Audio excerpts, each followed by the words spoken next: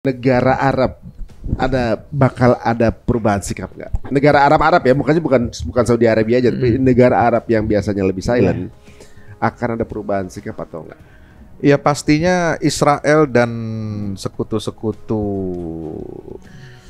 Zionis Arab itu pasti senang dengan kabar ini. Dengan senang? Senang banget. Senang banget. Ya sekutu.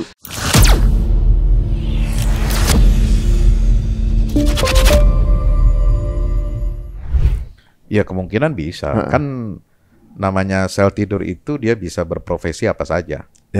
Bisa tukang cuci, bisa tukang bakso, bisa tukang sampah jalan di depan atau bagaimana. Ketika dia diberi sinyal oleh Israel, ini loh lokasinya, udah dapat Sherlock, kira-kira Sherlock kan, dia pasti sudah mulai melakukan pengintaian di situ. Surveillance. Sudah mengirim orang-orang. Dia yang ngirim lokasi, sana yang eksekusi itu juga. Bisa jadi. Tapi kalau misalnya ini eksekusinya dari luar, seperti dikatakan misil atau airstrike, itu dari luar negara Iran, mestinya kan ada benda asing masuk ke dalam negara yang berdaulat, kan mestinya kan terdetek dan bisa dicegah. Masih ada waktu tuh ya? Ada waktu dong. Karena perjalanan itu dari negara mana misalnya dia mau masuk? Masuk ke Iran itu. Dari negara mana coba? Dari Irak mungkin Irak ya, atau dari Turki, Azerbaijan misalnya. Itu kan perbatasan semua tuh. Apakah dari sini? Bisa jadi ada sel-sel tidur juga yang dibangunkan.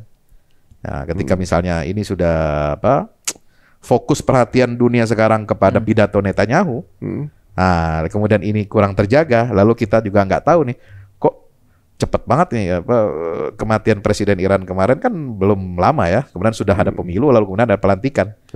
Nggak kayak Indonesia, lama banget pilpresnya. Iya, gitu loh. Pelantikannya besok Oktober. Ya, padahal udah kepilih kemarin. Iya benar. Iya kan? Nah, itu memang agak nyangkut situ juga. Cepet nih, ini cepet lah kira-kira begitu. Ini kan di luar prediksi kita nih. Dan Ismail Haniya datang ke sana itu kan memang biasa sebagai sahabat ya. Artinya sekutu bagi Hamas itu. Nah, apakah sudah diperhitungkan matang-matang itu dari aspek keamanan itu? Ya, itu kan jadi pertanyaan juga di tengah situasi yang seperti ini panas gitu. Iya. Jadi logikanya kalau dari luar, kalau itu misilnya dari luar negara, kan ada pernyataan bukan dari dalam Iran. Karena dari luar negara pasti masih bisa dihindari, terdeteksi lah ada benda asing masuk. Berarti dari dalam berarti kan, kalau misalnya kalau nggak terdeteksi gitu semua kan. Kemungkinan bisa. Semua kemungkinan. Kalau dari dalam ya kita tinggal tunggu respon berarti saja. Iya, responnya bagaimana? Ini sikap Hamas apakah akan melakukan investigasi? Kemudian otoritas negara Iran itu sendiri sebagai tuan rumahnya, itu tamu negara, jadi dia harus tanggung jawab dong terhadap keselamatan tamu-tamu negara dong. Berarti ada intelijennya yang kebobolan, tidak bisa melindungi. Nah itu kan juga seperti itu harus dicari. Siapa aja yang pernah meninggal gitu? Belum ada kabar yang lain ya. Bukan maksudnya yang bukan ada posting itu 3 tokoh penting gitu yang pernah meninggal di Iya pernah dari sana. 2020, 2023 kemudian sekarang itu ada tokoh Al-Qaeda ya di situ juga, kemudian ada tokoh oposisi juga itu di Iran juga. Oh berarti memang kalau tadi ada sel tidur bisa dijadikan berarti punya pos di sana berarti. Iya. Saya pikir mereka musuhan antara Israel dan Iran. Itu nggak ngerti saya. itu nggak ngerti itu. Gimana cara membacanya itu semua ya? Iya. Kita perlu kan secara di luarnya seperti musuhan kan kelihatannya gitu. Jadi maksud sel tidur itu maksudnya agen yang memang tidak terdeteksi kayak Jason Bourne gitu kan. Film Jason Bourne kayak gitu. Jadi ada agen-agen yang hanya diaktifasi ketika dibutuhkan gitu loh. Jadi nggak aktif. Kalau menurut Antu gimana nih? Apa namanya rekayasa pembunuhan ini menurut pengamatan gimana? Ya, saya setuju dengan Ustaz Fahmi. Ya, semua kemungkinan masih terbuka. Masih terbuka. Dan meskipun sampai sekarang belum ada klaim dari Israel ya. Belum ada. Dan Israel pun memerintahkan seluruh pejabatnya untuk tidak bersuara, tidak berkomentar dulu sampai sekarang. Tapi di semua headline tulisannya Israel melakukan. Iya, alam itulah media ya. Karena ini musuh utamanya Israel. Iya. Target utama kan Ismail Haniya. Yang paling logis ya pasti itu gitu. Tapi ya semua kemungkinan bisa terjadi kalau bicara Israel ya, termasuk serangan ke Majdal beberapa hari lalu kan yang menewaskan beberapa belas anak-anak di wilayah Israel gitu kan. Ya. Itu juga Hezbollah kan belum bukan belum bertanggung jawab. Jadi ada kemungkinan itu emang bom yang direkayasa oleh Israel jatuh sendiri ke lapangan itu tempat kaum Durzi itu. Ya, dengan alasan dia pembenaran untuk menyerang Beirut, setelahnya berapa hari kemudian dan sekarang membunuh. Yang di dataran Golan itu. Iya. Itu saya dengar itu memang sebenarnya warga Syria yang dijajah sama Israel katanya situ. Memang itu wilayah Syria sebenarnya. Iya, yang dicaplok tahun 67 perang 6 hari itu. Itu kan jatuh juga. Kan Syria kalah sama Mesir. Mesir diambil Gaza sama Sinai. Dulu kan Gaza di bawah otoritas Mesir. Ya. Kemudian Syria kehilangan dataran tinggi Golan, itu sangat strategis. Dataran tinggi Golan itu untuk mengontrol wilayah Lebanon, mengontrol wilayah sekitar negeri Syam, Suriah juga. Itu dicaplok sama dia. Sampai sekarang itu nggak kembali ke Syria itu. Oh, jadi justru di sini dunia terbuka bahwa sebenarnya Israel itu bukan cuma ke Palestina aja kayak gitu. Enggak. Ke Syria begitu juga. Ke Syria, ke Mesir dulu kan mencaplok semua. Biar dunia tahu aja sih sebenarnya bad guy-nya siapa sih sebenarnya ini. Yang zolim seperti ini. Nah, kejadian begini kemudian meninggal, dunia berduka kan, ya, maksudnya dunia Muslim gitu ya. Di dalam pasukan perjuangan sendiri bagaimana tuh? Apakah sudah langsung ada pergantian atau ada pemilu ulang atau bagaimana? Syekh Husain. Ya, biasanya itu langsung jatuh ke wakilnya. Wakilnya? Sebenarnya kan wakilnya kan Sami Abu Zuhri. Sami Abu Zuhri otomatis dilantik otomatis. Ya, sebagai pimpinan. Karena ini sebenarnya kan ad interim ya, otomatis. Iya, interim. Jadi ini bukan kenegaraan ya. Bukan negara, itu kan beberapa faksi. Kalau ini enggak, ini satu gerakan namanya Hamas dan mereka sudah punya sistemnya, tangga-tangganya. Ini syahid langsung jatuh ke bawahnya Sami Abu Zuhri. Sami Abu Zuhri saya ketemu terakhir 2021 di Turki, Istanbul gitu loh. Dan Masya Allah sosok yang juga terlihat wibawanya dan cerdas. Kelihatan sekali ini wajah cerdas dan strategis, ahli strategi. Sami Abu Zuhri namanya. Beliau juga ketika ditunjuk udah tahu ada kemungkinan syahid juga gitu kan? Iya.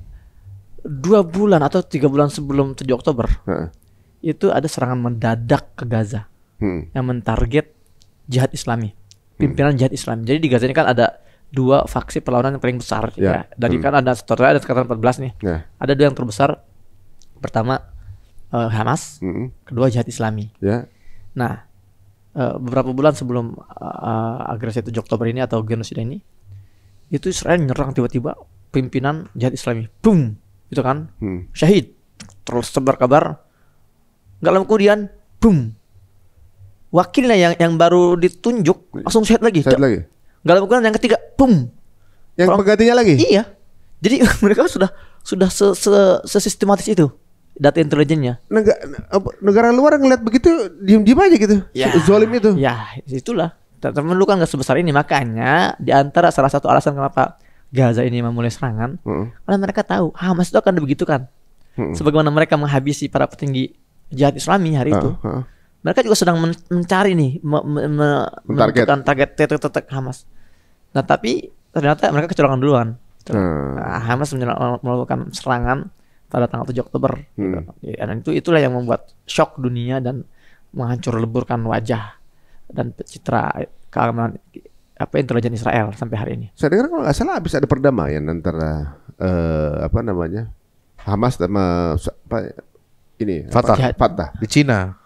Iya, udah kemarin ya. Rencana itu impact-nya apa emang ya, Ustaz? Ya, saya kira itu penting ya di tengah situasi ketidakadilan global ini ya. Kubu Barat ini kan dia mengaku sebagai mediator, sebagai fasilitator perdamaian Israel dan Palestina, tetapi ternyata mereka kan tidak netral, tidak netral dan memanfaatkan situasi perpecahan nasional Palestina itu. Makanya Cina sebagai kekuatan penyeimbang baru di dunia saat ini itu mengambil inisiatif. Ya, bagaimana mengakhiri perang ini dan menyiapkan sebuah periode baru nanti pasca perang di Gaza, bahwa kepemimpinan nasional Palestina ini harus bersatu, Hamas dan Fatah. Dan proposal itu sudah diterima oleh kedua belah pihak secara payungnya, besarnya gitu kan. Dan Pak JK juga sudah bertemu. Saya tadi dapat video beliau mengomentari syahidnya Ismail Haniyah ya. Berharap ada perdamaian, berharap penyelesaian masalah Palestina. Dan beliau sangat terkejut ya, shock itu Pak JK itu ya. Karena sudah siap untuk dimediasi juga oleh Indonesia. Dan berharap sekali beliau bisa datang ke Jakarta gitu. Nah, artinya arah sekarang ini kan sudah seluruh dunia ini kan sekarang bicara tentang Palestina merdeka. Ya. Padahal sebelumnya 2017 sampai 2023 kemarin itu kan mengatakan tidak ada negara Palestina. Cuma ada Israel. Nah, ini muncul lagi nih negara Palestina merdeka. Nah, ini mediator perdamaian ini kan kalau diserahkan ke Amerika aja nggak bisa. Harus ada kekuatan baru dunia yang kuat, yang bisa menandingi Amerika untuk masuk ke situ untuk melakukan persiapan untuk Palestina merdeka itu, dan syaratnya ya harus bersatu. Nah, makanya ada satu topik yang juga menarik untuk dibahas. Jadi peristiwa Gaza ini adalah titik balik perubahan suhu politik dunia, mengubah sistem yang dari sekarang kita kan lagi monopolar nih. Kemungkinan akan berubah jadi multipolar. Yang sekarang itu semua serba di handle oleh Amerika, dikuasai Amerika. Kutubnya itu kan Amerika. Nah, melihat kelemahan Israel dan juga kerapuhan Amerika, politik Amerika, ini sekarang negara-negara mulai pede mulai pede ingin menjadi kutub masing-masing. Makanya ada multipolar. Qatar juga digadang-gadang menjadi kutub lagi nih, kutub baru kekuatan dunia, karena dia di tengah-tengah kekuatan politik dunia. Cina juga mau menjadi kutub gitu kan, Rusia juga menjadi kutub. Jadi dan gini yang perlu kita sadari juga, sebaik-baiknya Cina tetap ada kepentingan di balik itu kan. Dan memang bukan hal baru, dari dulu yang namanya isu Palestina itu selalu menjadi komoditas politik negara-negara luar. Jadi jangan juga kita terlalu polos ketika melihat Erdogan yang bicara dukungannya untuk Palestina, atau juga Iran, atau juga Qatar gitu ya. Bagaimanapun mereka itu para politisi dan politisi itu lagi FOMO gitu. Ya, maka bagus ya, itu kita fokus pada kita aja bagaimana perjuangan kita, sejauh mana kewajiban kita gitu loh. Betul. Jangan terlalu kita malah fokus ke siapa. Iya ini itu loh. Jadi kita bikin ribet otak sendiri. Iya benar-benar. Betul. Sebetulnya bener gak sih ada permusuhan antara Iran dengan Israel? Terus kok kenapa ini bantu ini? Jadi pusing sendiri kita itu loh. Kalau kita fokus bebasin aja langsung. Iya, fokus aja kita maksimalkan potensi kita, totalitas, bergerak ke arah sana gitu kan, agar ya kita kan ntar kita akan hisap, bukan mereka yang tanggung jawab kita kan. Berarti Cina juga sebenarnya lagi ini dong, memanfaatkan momen, lagi nunjukin. Ada lagi poros baru nih gitu kan. Wah, ini makin ramai sebenarnya ya. Dan kalau kita lihat sekarang dengan keadaan seperti sekarang ini, menurut antum negara Arab bakal ada perubahan sikap nggak? Negara Arab ya, bukan Saudi Arabia aja, tapi negara Arab yang biasanya lebih silent, akan ada perubahan sikap atau enggak? Ya pastinya Israel dan sekutu-sekutu Zionis Arab itu pasti senang dengan kabar ini. Senang banget. Senang banget. Ya sekutu begini, kan ada istilah Anzimah al-Arabiyah Mutasahhinah. Jadi rezim-rezim Arab yang Zionis, yang lebih pro kepada Zionis. Mereka tidak senang kalau Hamas itu menang perang. Nah gitu. Sama dengan Israel tidak senang kalau Hamas itu menang perang. Jadi bagaimana caranya Israel itu bisa menang dalam perang ini, dan sehingga untuk mengucilkan Hamas. Itu yang terjadi, faktanya begitu untuk elit politik ya. Karena kemenangan Hamas dalam perang ini itu tidak menguntungkan buat mereka, rezim-rezim politik di Timur Tengah. Kenapa? Karena nanti akan menyedot simpati, empati, dan dukungan politik rakyat terhadap bukan hanya Hamas. Mereka akan melihat apa di balik Hamas ini, ideologi semacam apa. Nah itu yang ditakutkan. Ini ternyata Islam politik yang anti penjajahan, anti kezaliman. itulah yang akan memberikan ilham atau inspirasi bagi rakyat-rakyat Arab ini, negara-negara Arab itu untuk merdeka dari kezaliman politiknya di negara masing-masing. Itu melihatnya seperti itu. Makanya Israel dengan beberapa negara memang bersekutu untuk menggagalkan Hamas ini berhasil. Dan common enemy kali ya maksudnya bagi mereka. Dan gini kalau bahasanya itu kalau di awal-awal 7 Oktober itu ya, ini sudah tersebar di Gaza itu sebetulnya, dan beberapa analis juga udah mengatakan, dibilang sebetulnya ada misi titipan ya. Sedangkan Israel ke Gaza juga ada titipan dari negara-negara Arab gitu, dari rezim-rezim itu gitu. Dan apalagi sekarang terbunuhnya Ismail Haniyeh ini di Iran yang juga merupakan common enemy-nya negara-negara Arab gitu kan. Udah jadi seperti menepuk 2 nyamuk langsung kena gitu loh. Politik tuh emang strategi ngalah-ngalahin strategi drama ya. Kan memang secara lahiriah kan Hamas dengan Iran ini kan bersekutu. Karena dibantu oleh proksi-proksinya kan. Baik itu Houthi di Yaman maupun Hizbullah di Lebanon gitu. Nah, ketika ini tewas syahidnya beliau itu di Iran, itu kan membuat mereka tepuk tangan, seneng. Jadi kubu lu lagi duka nih. Iya, reputasi Hamas bisa jatuh, reputasi Iran juga bisa jatuh, gitu. Nih, gue bisa nyerang target kita di tanah ente sendiri, di pusat pergerakan perlawanan itu sendiri. Ada kesombongan tersendiri juga ya. Iya. Gue dari jauh nggak perlu capek-capek, selesai juga kalau bang gue pengen bidik lu, bisa jadi. Jadi para pemimpin negara di negara yang lain seperti kena mental gitu kan. Itu warning, itu warning. Itu warning juga. Artinya kami bisa menyentuh siapapun, di Beirut kena, di Iran kena, di Qatar pun jangan, bukan hati yang di helikopter juga kena kemarin kan. Ya iya kan. Ya. Dan ini nggak lama setelah aktivasi itu nama operasinya itu ya. Kan kalau nggak salah 2 bulan lalu ya, 2 bulan lalu itu Israel mengaktifasi Mossad mendapat lampu hijau untuk membunuh semua petinggi Hamas di luar, gitu loh. Jadi intelijen Israel itu ada 2, satu Shabak atau Shin Bet namanya, satu Mossad. Shabak ini yang beroperasi di dalam wilayah Israel atau Palestina, Mossad yang beroperasi di luar wilayah Palestina.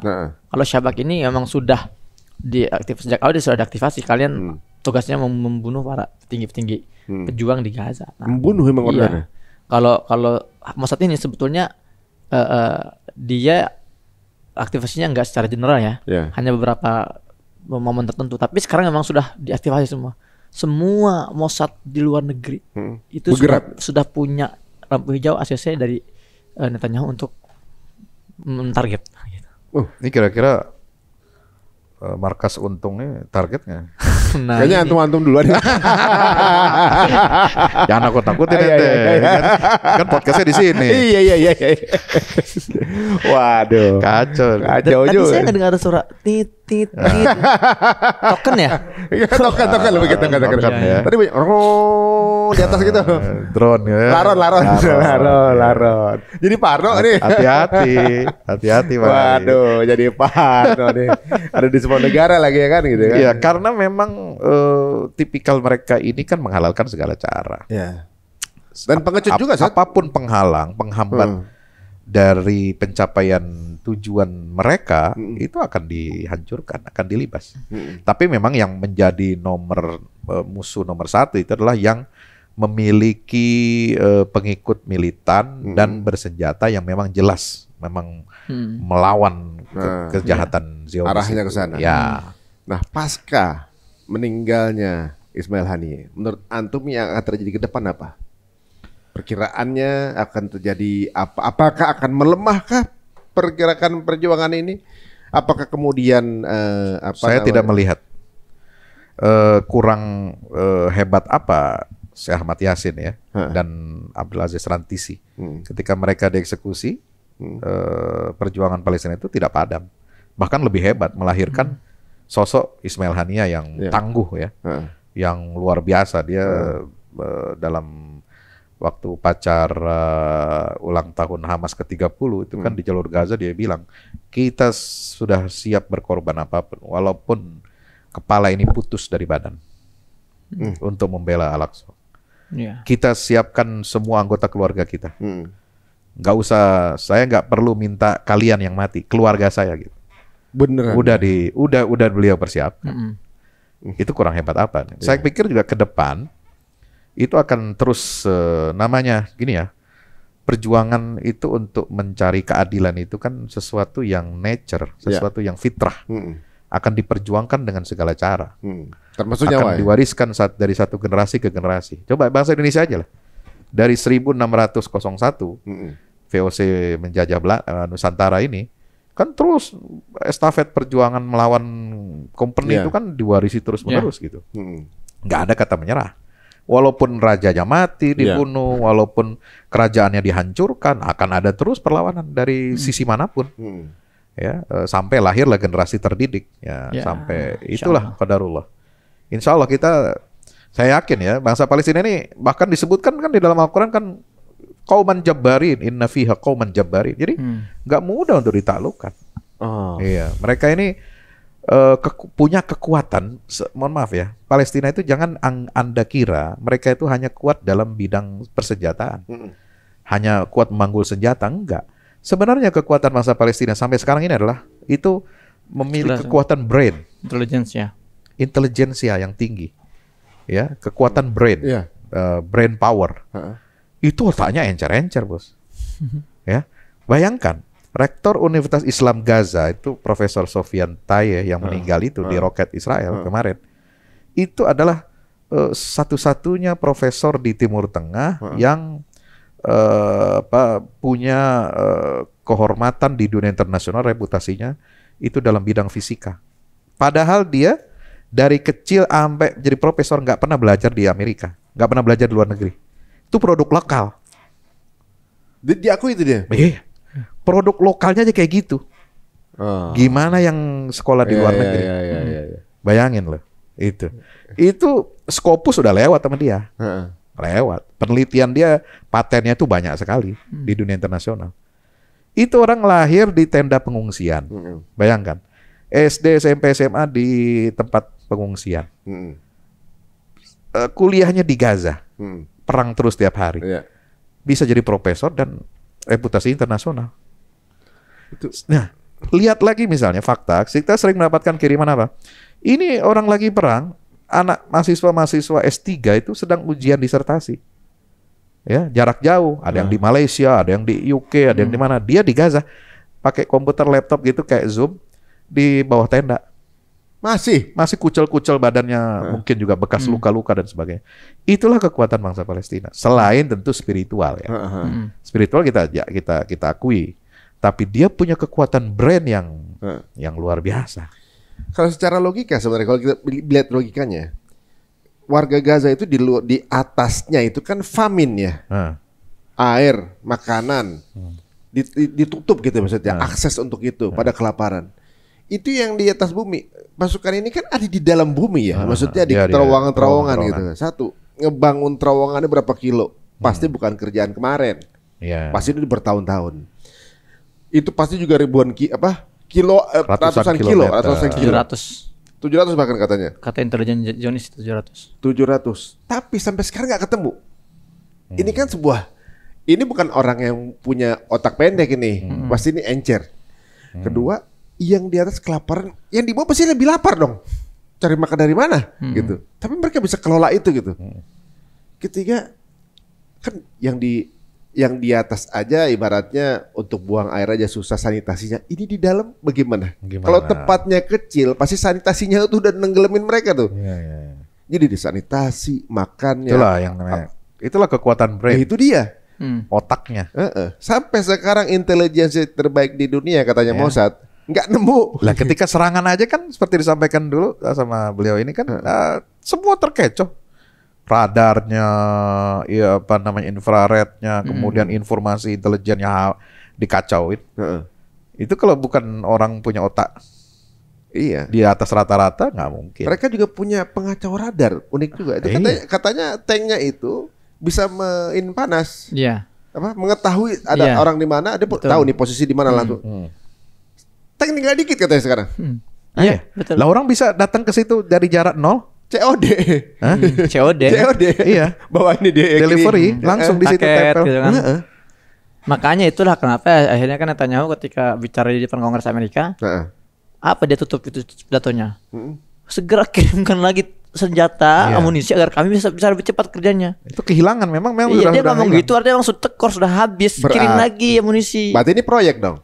Pastilah. Saya baca di salah satu sumber bahwa tentara Israel 79.000 mengalami PTSD. PTSD ini belum yang korban ya. Ini PTSD berarti mereka udah nggak bisa dipakai lagi. Nggak bisa dipakai. Stres berat, gitu udah ada yang bunuh diri, ada apa PTSD gitu. Maksudnya sampai akhirnya warganya anak muda udah nggak mau lagi ditunjuk dari konflik itu kan. Sekarang ternyata yang turun bukan cuma orang Israel ya. Sudah mercenary dari Australia, dari Amerika, dari gitu. India juga, dari negara-negara dari negara-negara pendukung Israel. Jadi mereka menyiapkan pasukan-pasukan swasta, ya pasukan bayaran. Dan ada memang di negara-negara besar itu ada perusahaan-perusahaan penyedia jasa untuk pasukan bayaran, tentara bayaran. Mercenaries. Iya. Termasuk Blackwater dong kemarin katanya. Iya, semua. Blackwater juga. Udah kan yang ditunjuk untuk ke sana katanya ini suicide mission katanya. Merasanya begitu. Berarti kan mereka sendiri sebenarnya takut untuk ke sana tuh. Nah kalau sekarang dengan keadaan seperti ini, mereka kan lagi bangga, lagi seneng, gitu kan, lagi punya euforia, gitu kan. Tapi kalau kita diskusikan ini, kalau cuma kematian aja, itu bagi warga Gaza udah hal biasa. Biasa tinggal ganti aja gitu. Dan mereka anggap udah lulus gitu ya, maksudnya lulus dengan sempurna gitu. Sudah selesai misinya lah. Gitu. Selesai misinya gitu. Nah. Perkiraan yang akan dilakukan Israel apa nih? Apa langsung gerusul ke dalam? Apa justru Palestina yang nyerang? Sekarang keadaannya apa gitu? Strategi yang paling mungkin apa nih perkiraan? Jadi seperti tadi saya bahas, ini jalan keluar. Tadi saya barusan kontak sama teman saya Reza di Gaza itu, ngobrol. Jadi saya bilang, Zah gimana suasana gitu kan? Ya ini lagi sepi sekarang. Dari pagi nggak ada serangan, itu yang Reza sampaikan ke saya. Dan saya bilang, Zah, ini indikasi bahwa perang akan segera berhenti. Malah gitu? Iya, ini kan bacaan yang tadi saya katakan, Israel ini lagi mencari jalan keluar. Dia mau berhenti perang, dia udah gak sanggup, dia sudah hancur-hancuran. Nah, dengan adanya pembunuhan ini, ada kemungkinan dia akan segera umumkan, kami telah berhasil menghabisi kepalanya. Berarti udah gitu? Udah. Bisa jadi. Padahal targetnya kan yang di dalam. Targetnya kan menghancurkan Hamas di Gaza, Yahya Sinwar dan Muhammad Deif dibunuh. Ini kan tiga target ini nggak ada.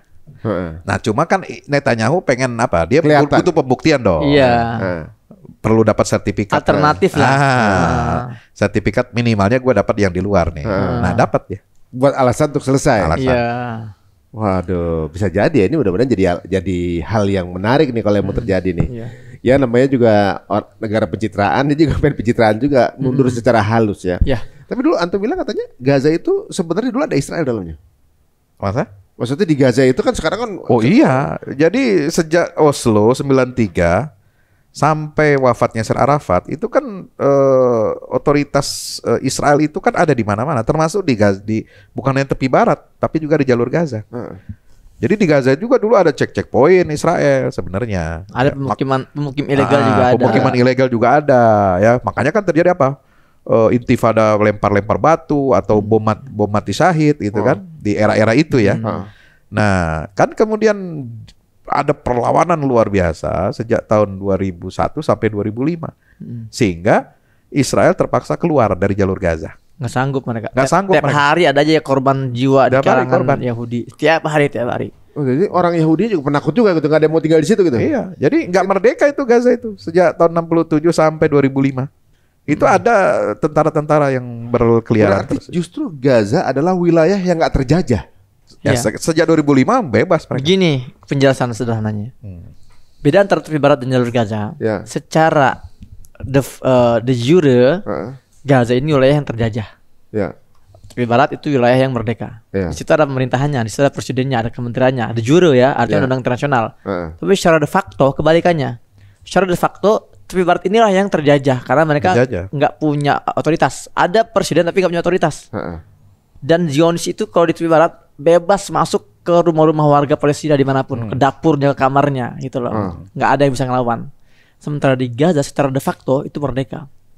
Karena apa? Karena Zionis nggak bisa masuk. Nggak bisa masuk ke rumah-rumah warga. Makanya dia bikin tembok gitu, supaya orang Gaza nggak bisa keluar.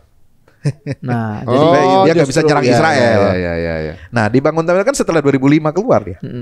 Lebih kepada biar nggak keserang kan? Biar Israel mereka yang takut ya. Mereka yang takut. Oh, oke. Gitu. Jadi sebenarnya perbedaan mindset aja sih ya sebenarnya. Mereka memilih untuk Oke, dikucilkan nggak apa-apa, tapi gue merdeka gitu kan. Nah, sekarang ini sebagai ungkapan terakhir dari antum berdua, kira-kira untuk yang sekarang ini kan pasti yang ngelihat belum mendengar pembicaraan kita ini, namanya lagi benar-benar menyupport saudara kita yang ada di Palestina, mendengar kabar ini ada juga yang sedih, banyak lah yang pasti sedih gitu ketika mendengar kabar ini gitu. Kira-kira menurut antum apa yang pesan dan yang sikap apa yang kita mesti kita jalankan gitu? Apa optimisme apa?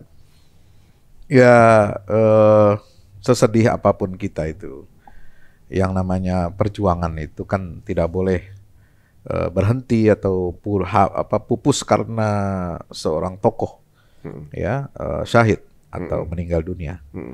Dia harus terus berjalan, ya, sebagaimana dunia ini akan terus berputar. Matahari juga akan terus berputar, terbit di timur dan terbenam di barat setiap hari. Maka roda perjalanan hidup dunia ini harus terus berputar dan kita harus terus memasang target optimisme. Palestina itu pasti harus dan akan merdeka dengan izin Allah Subhanahu wa taala. Nah, oleh sebab itu sekarang yang perlu kita lanjutkan perjuangan cita-cita beliau itu, ya, bagaimana kita minimal lah masing-masing keluarga muslim ini mengedukasi. Mengedukasi agar anak cucu generasi kita ini mencintai Masjidil Aqsa. Apa rumus edukasi yang paling sederhana yang bisa dilakukan oleh setiap orang tua, bahkan yang awam sekalipun? Pakai rumus 1, 2, 3. Nak, Masjidil Aqsa, Baitul Maqdis itu adalah kiblat ke-1 umat Islam. Kiblat pertama, 1. 2, Masjid Aqsa itu masjid kedua yang dibangun di atas muka bumi ini setelah Masjidil Haram. Kan ayatnya jelas, Al-Isra ayat 1, Subhanalladzi asra minal Masjidil Haram ilal Masjidil Aqsa. Yang ketiga, kenapa dia simbol 3? Karena dia adalah tanah suci ketiga umat Islam, Tsalithul Haramain. Yang kata Nabi SAW, tidaklah dianjurkan seorang bepergian dengan letih, dengan lelah, mengeluarkan biaya besar kecuali hanya ketiga masjid. Masjidil Haram, masjid aku ini, dan Masjidil Aqsa. Itu rumus yang paling sederhana. Bisa dilakukan oleh setiap muslim, ya, kepada anak-anaknya, kasih edukasi 1, 2, 3. Insya Allah perjuangan ini akan terus berlanjut. Masya Allah, ya. Di setiap rumah-rumah kalau punya ideologi kayak gini, walaupun kita remote tempatnya, tapi punya ideologi yang sekuat ini, Masya Allah, luar biasa nih. 1, 2, 3. Kalau antum? Ya. Dari hari ke hari semakin terbuka, indikasinya semakin jelas bahwa kemenangan Gaza ini tidak bisa terelakkan. Dan kehancuran Zionis ini sudah semakin tampak sekali. Sayang teman-teman kalau kita tidak ikut mengambil peran ini gitu loh. Ini kesempatan kita tahu mana pihak akan menang. Kalau kita tidak ikut berjuang dengan cara kita, apa yang mau kita sampaikan pada anak cucu kita besok?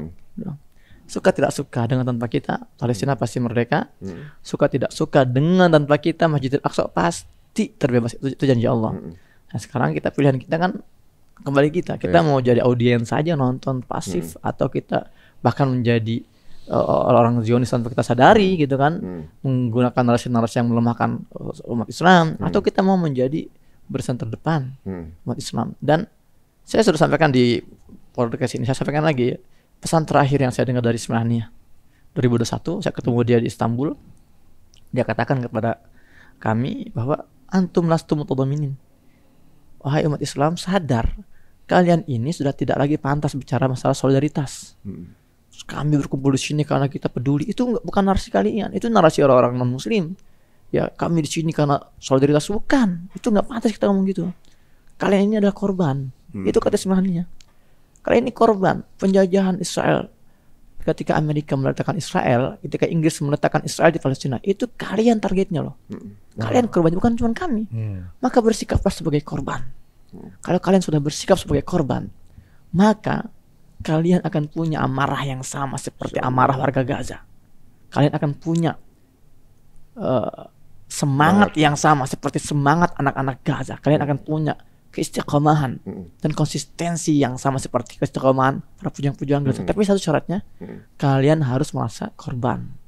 Nah, dengan demikian ini yang harus kita, legasi ini yang ingin kita terus sampaikan. Kalau kita sudah merasa terlibat langsung, kita sudah merasa ini juga bagian dari visi misi kita, kita akan terus nggak mudah terdistraksi. Dan jangan lupa teman-teman, ini terutama anak muda nih, buat kalian ya. Saya juga penikmat anime, saya penikmat manga gitu kan. Kenapa orang Jepang itu senang melahirkan kisah-kisah fiktif? Ya, seorang anak bocah yang tidak bisa berenang tapi punya impian menjadi raja bajak laut, bagaimana Luffy, atau seorang anak sekolah yang pendek, ya, tapi dia punya cita-cita menjadi pemain bola terbaik dunia, Tsubasa Ozora. Kenapa Jepang senang membuat seperti itu? Karena mereka nggak punya tujuan yang real untuk memotivasi anak-anak mereka, maka mereka membuat tujuan fiktif untuk memotivasi. Kita ini punya loh. Masjidil Aqsa ini selalu menjadi visi misi orang besar. Bukan sebelum Nabi Muhammad, Nabi Musa targetnya Masjidil Aqsa. Ketika ingin membawa Bani Israel, ya, ingin membebaskan Baitul Maqdis. Nabi Daud alaihissalam, visi misinya Masjidil Aqsa. Yusha bin Nun, Nabi Muhammad, Abu Bakar Siddiq. Jadi kalau kalian mau jadi orang besar, kejarlah visi misi besar ini, gitu loh.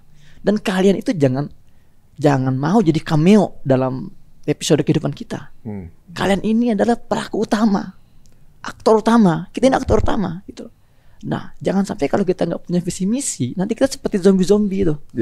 Anak-anak muda yang sekarang tuh berjalan-jalan rapuh, ya, lemah gemulai, tanpa ada keruh, tanpa ada giroh. Ya, sampai kapan kita mau seperti ini? Maka mulai sekarang ini jangan jadikan Baitul Maqdis, jangan jadikan misi pembebasan Baitul Maqdis sebagai misi sekunder. Selama ini kita masih memberikan yang sisa untuk Baitul Maqdis kan. Kita mengejar dunia, mengejar finansial kita agar mapan, tenaga kita dicurahkan untuk hal personal. Kalau sudah sisa baru bicara Baitul Maqdis. Harta kita buat makan kita dulu, buat kuota dulu, buat kredit dulu. Sudah sisanya baru buat Baitul Maqdis. Kenapa kita masih memberikan yang sisa untuk Baitul Maqdis? Sementara musuh-musuh kita, Amerika, Inggris, ketika mereka mengirim support ke Israel, mereka nggak kasih pesawat bekas. Mereka kasih pesawat terbaik. Mereka kasih amunisi terbaik. Kenapa kita masih memberikan yang sisa sementara mereka totalitas yang terbaik? Maka mulai hari ini kita perbaiki. Ini momen untuk kita install ulang, memperbaharui semangat kita, visi misi kita. Ya, saya katakan di konten saya tadi pagi itu, kalau ya mereka membunuh seorang Haniyah, maka yang akan lahir ribuan Haniyah baru yang akan mengisi kekosongan itu. Dan siapkah Anda menjadi Haniyah baru itu? Nah, itu dia. 2 hari terakhir ini saya entah kenapa itu tergerak mendengarkan lagi rekaman suara Ismail Haniyah ketika bicara di depan forum ulama dunia itu. 2 hari mas. Sebelum kejadian mulai? Iya, sampai tadi subuh saya masih dengerin itu. Saya ulang rekaman ini. Saya pikir ada apa ya, kok tiba-tiba kok rindu gitu dengar suaranya gitu. Apa pesan yang paling menohok di situ adalah jangan sampai kesempatan emas ini lepas dan hilang dari kalian. Ya, jadilah bagian dari kontribusi yang nyata untuk pembebasan Masjidil Aqsa. Kan ini perang penentuan katanya beliau itu. Jadi saya merinding ya, 2 hari kepikiran, ingat terus sama beliau gitu kan. Terus tadi pagi juga sampai habis sholat subuh itu di Milbos, saya Milbos dari kemarin iya. Podcast juga sama Dr. Ahmad Hatta ya. Sampai subuh tadi habis sholat subuh masih dengerin tuh sambil nunggu sarapan apa gitu kan. Oh begini ya, Masya Allah. Saya di tengah jalan jam 10 masih di mobil mau sampai rumah dapat kabar itu kan. Ya Allah sedih banget itu. Jadi itulah intinya bahwa kita harus menjadi bagian itu. Jangan sampai lepas kesempatan ini. Jadi kalau kita dengar ungkapan dari 2 narasumber kita ini justru itu makin baper rasanya. Karena apa? Berarti Ismail Haniah ini pasang badan buat kita, guys. Dia mewakilkan diri, oke, saya yang dipanggil, tapi pergerakannya jalan terus. Ini jadi kayak semacam akan justru menumbuhkan semangat baru, ya. Jadi makin jelas visi fokusnya apa dan siapa yang akan menghalangi, jadi tambah jelas, makin clear gitu kan. Ini mudah-mudahan akan menjadi penyemangat teman-teman semuanya, ya. Ini kembali lagi saya ungkapkan ya bahwa kalau udah lihat dari pembicaraan barusan, ya, janji Allah ini kalau udah janji pasti terungkap satu persatu, ya. Gitu. Jadi ibaratnya Allah ini maha kuasa, maha melakukan apa saja, tapi ada satu hal yang tidak akan dilakukannya, yaitu mengingkari janjinya. Insya Allah Baitul Maqdis akan kembali ke tangan umat muslim. Takbir. Allahu Akbar. Terima kasih Ustaz, terima kasih Syekh. Masya Allah luar biasa. Mudah-mudahan ini akan menambah semangat, bukan justru jadi hilang mental sekarang. Insya Allah Baitul Maqdis sebentar lagi akan kita bisa datang. Amin. Darah para pejuang yang menetes di tanah para nabi itu hanya akan menyuburkan semangat juang di sana dan di sini, insya Allah. Masya Allah. Amin. Kalau gitu kita berangkat ke sana sama-sama. Ya, Rob. Siap. Mumpung tempatnya masih tanah ribat. Kalau merdeka udah tamasya gitu jatuhnya. Masya Allah. Sampai ketemu lagi di episode berikutnya, guys. Jika dirasa ini menarik dan juga ini akan menyebarkan semangat ke teman-teman yang lain, langsung saja share link ini sebanyak-banyaknya. Sampai ketemu lagi di episode berikutnya. Assalamualaikum warahmatullahi wabarakatuh.